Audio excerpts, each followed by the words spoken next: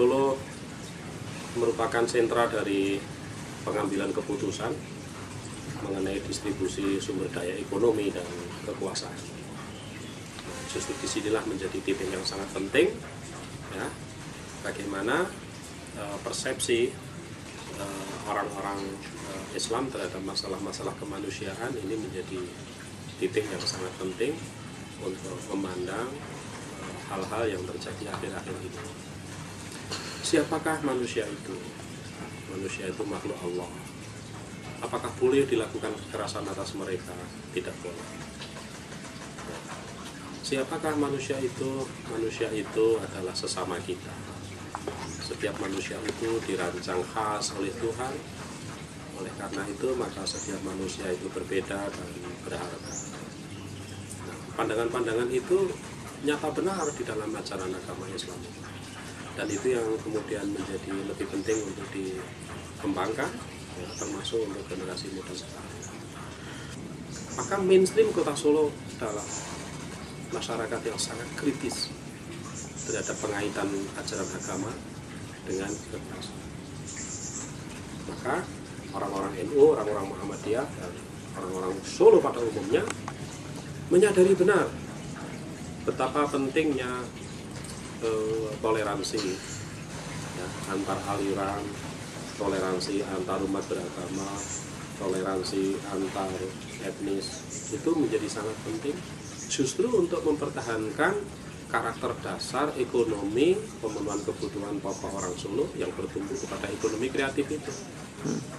Saya tidak bisa mengatakan seperti itu karena hal itu berkaitan dengan sebuah tuduhan. Ya, itu bukan jawaban. Itu bukan pertanyaan yang cocok untuk diajukan kepada saya. Butuh studi lebih lanjut tentang hal itu.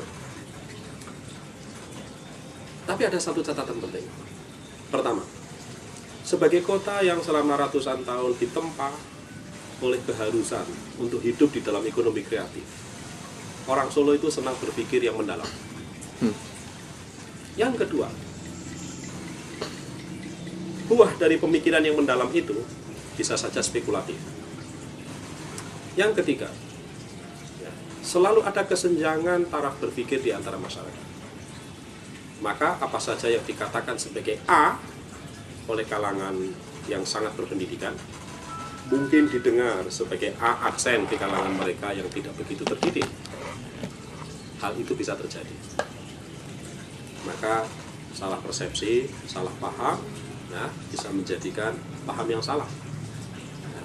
Ini pentingnya kita untuk berhati-hati mengkomunikasikan gagasan-gagasan agar apa yang kita sampaikan sesuai dengan taraf berpikir masyarakat.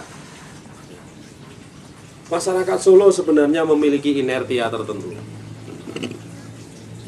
ya, seperti sifat benda yang tidak mudah mereaksi, ya, terutama jika berkaitan dengan soal kekerasan. Entah kekerasan berbasis agama maupun kekerasan berbasis politik. Jika sampai terjadi kekerasan, maka biasanya bukan karena agama, tetapi karena adanya faktor-faktor sosial politik atau sosial ekonomi. Jadi di Kota Solo, ya, artinya apa?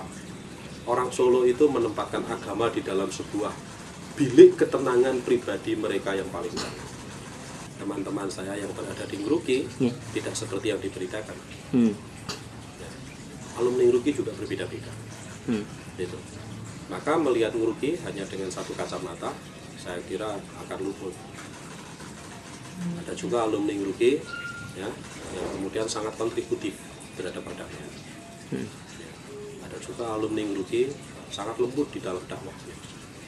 Maka kita jangan terbiasa melakukan generalisasi pandangan, ya, terhadap suatu komunitas, ya, karena di dalamnya ada banyak orang, di dalamnya ada banyak simpel. Maka sebuah entitas yang sangat besar jangan dilihat dari lubang kecil. Untuk memberikan dukungan kepada aparat pemerintah mengusut tuntas pelaku-pelaku kejahatan itu. Sementara masyarakat kemudian bersepakat untuk tidak mengembangkan ya, analisis-analisis yang spekulatif sifatnya, karena hal itu bisa mengarah kepada fitnah.